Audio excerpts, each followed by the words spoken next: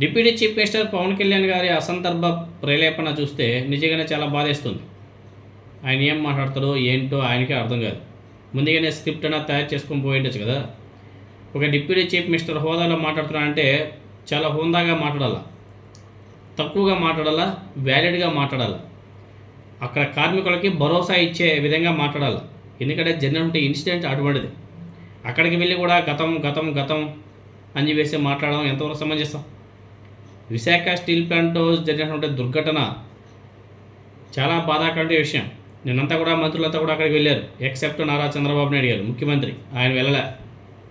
ఈరోజు జగన్మోహన్ రెడ్డి గారు కూడా వెళ్ళబోతున్నాడు, కానీ ఇప్పటివరకు చంద్రబాబు నాయుడు గారు అటు సైడ్ కూడా వెళ్ళలే. అసలే విశాఖ స్టీల్ ప్లాంట్ ప్రైవేటీకరణ అడ్డుకునేందుకు కూటమి ప్రభుత్వం ఏమీ చేయలేదన్న ఆగ్రహం కార్మికుల్లో, అదేవిధంగా కార్మిక సంఘాల్లో చాలా తీవ్రంగా ఉంది. అట్లీస్ట్ ఈ కూటమి ప్రభుత్వం ఏర్పడి 2 సంవత్సరాలు అవుతున్నాయి, కానీ ఇప్పటివరకు అసెంబ్లీలో బిల్లు పాస్ చేసి విశాఖ స్టీల్ ప్లాంట్ని ప్రైవేటీకరణ కాకుండా అడ్డుకోవడం లాంటి పనులు చేయడం లేదని చెప్పేసి కార్మిక సంఘాలంతా కూడా చాలా ఆగ్రహంగా ఉన్నారు. అంతేకాదు మరోవైపు తగినంత మంది కార్మికులు, అదేవిధంగా నైపుణ్యం లేని వారిని లేకుండా చేయడం వల్లే ఇటువంటి ప్రమాదం జరిగిందనే ఆవేదన బాధితుల వైపు నుంచి కూడా గట్టిగా వినపడుతుంది. కొందరు చనిపోవడం చాలా బాధాకరం, మరికొంతమంది తీవ్ర గాయాలయ్యారు, వాళ్ళంతా కూడా హాస్పిటల్లో చికిత్స కూడా పొందుతున్నారు. ఇక్కడ విశాఖ స్టీల్ ప్లాంట్ కార్మికులు, అదేవిధంగా కార్మిక సంఘాల నాయకులు తీవ్ర భావోద్వేగం నెలకొంది. అటువంటి టైంలో నాయకులు ఏ విధంగా ప్రవర్తించాలా? నిన్న నారా లోకేష్ గారి ప్రవర్తన మీరందరూ కూడా చూశారు కదా.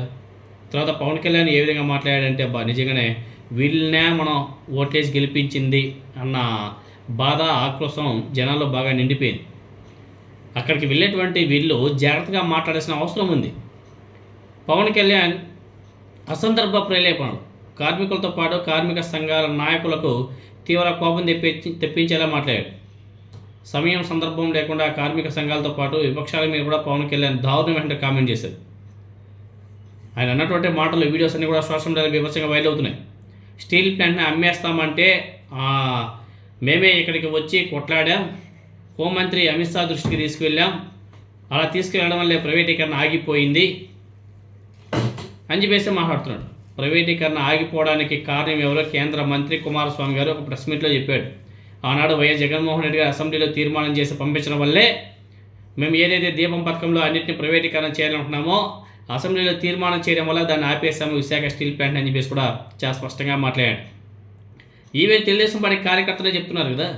చూడండి ఒకసారి, TV9 వాళ్ళు ఆ వీడియోస్ని వేస్తే కింద తెలుగుదేశం పార్టీ కార్యకర్త, నేను తెలుగుదేశం పార్టీ కార్యకర్తగా చెప్తున్నాను, విశాఖ స్టీల్ ప్లాంట్ని ఆపింది జగనే అని చెప్పేసి కామెంట్.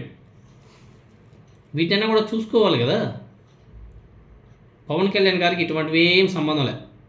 రాజకీయం కోసం ఏది పడితే మాట్లాడేస్తాడు. ఇంకేం మాట్లాడాడు? గత 5 ఏళ్ళు వైసీపీ అధికారంలో ఉంది, వాళ్ళని అడగాల్సింది మమ్మల్ని ఎలా అడుగుతారు?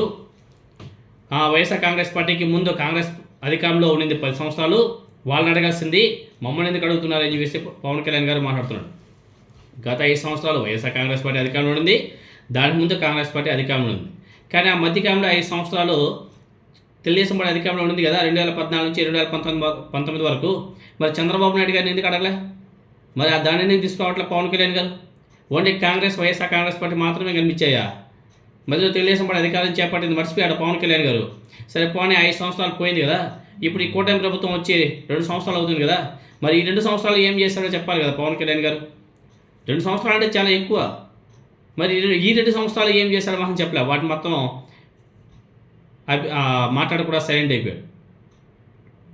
అప్పుడే క్యాప్టివ్ మైన్స్ గురించి అడగాల్సింది సమస్యలన్నీ వారసత్వంగా వస్తున్నవే అని చెప్పేసి మాట్లాడతాడు. మరి గతంలో 2014 నుంచి 2019లో నువ్వు సపోర్ట్ చేసినటువంటి తెలుగుదేశం పార్టీ అధికారంలోకి వచ్చింది కదా, అప్పుడు మీరు ఏం చేశారు? ఇప్పుడు మీరు అధికారంలో భాగస్వామ్యం కదా, ఈ 2 సంవత్సరాలు మీరు విశాఖపట్నం వైజాగ్ స్టీల్ ప్లాంట్కి ఏం చేస్తారో చెప్పాలి. అవి చెప్పడం మానేసి గతం గతం అని చెప్పేసి మాట్లాడుతున్నాడు. వాస్తవాలని చెప్పి పరిష్కార మార్గాలను వెతకడానికి తాము ఉన్న విశాఖ స్టీల్ ప్లాంట్ కార్మిక సంఘాలు ఒక్కో ప్రభుత్వం ఉన్నప్పుడు ఒక్కో రకంగా ప్రవర్తిస్తారు. ఇంకేదేదో ఇంకా వాళ్ళ మీద పిచ్చ ప్రేరేపణలు. ఇవి ఇప్పుడున్న సిచ్యువేషన్లో అవి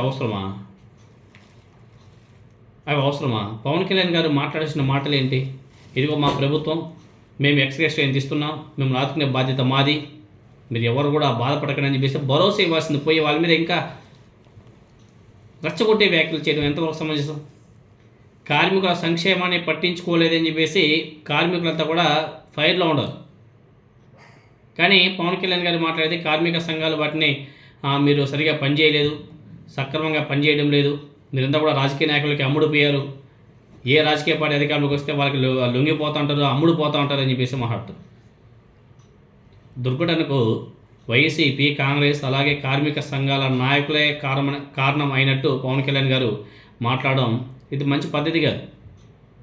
పవన్ కళ్యాణ్ గారి యొక్క అసందర్భ ప్రేరేపణతో అందరికీ కూడా పిచ్చెక్కిచ్చేసాడు. ఎప్పుడు ఆ తెలంగాణకి వెళ్తాడు, తెలంగాణ ఏది పడితే అది మాట్లాడుతుంటాడు. సందర్భం ఉండదు, అసందర్భ ప్రేరేపణలే. ఇప్పుడు విశాఖ స్టీల్ ప్లాంట్కి వెళ్ళాడు, నాకు దీని గురించి అంత నాలెడ్జ్ లేదు, గతంలో వైసీపీ, కాంగ్రెస్ అంటాడు. తర్వాత పోలవరం ప్రాజెక్ట్కి వెళ్తే పోలవరం గురించి నాకు అంత ఐడియా లేదు, అది అప్పుడు కూడా వైసీపీ అంటాడు. ఎక్కడికి వెళ్ళినా దాని గురించి నాకు నాలెడ్జ్ లేదంటాడు. మరి గతంలో వైఎస్ జగన్మోహన్ రెడ్డి గారు అమరరాజా బ్యాటరీస్ కంపెనీ మీద పర్యావరణానికి సంబంధించిన ఇష్యూస్ ఉంటే దాని మీద కేసులు వేస్తే ఆనాడు ప్రలేపనలు పెట్టినట్టు పవన్ కళ్యాణ్ గారు మళ్ళీ ఏమన్నాడు ఆయన? వాళ్ళు ఎన్ని యూటర్న్లు తీసుకున్నారు? 1, 2, 3 అంటే పవన్ కళ్యాణ్ గారి అసందర్భ ప్రేరేపణలు ఏ విధంగా ఉంటాయో, ఏ విధంగా జనాల్ని పిచ్చోళ్ళు చేస్తున్నారో, పిచ్చెక్కిస్తున్నారో ఎగ్జాంపుల్ ఇవన్నీ కూడా.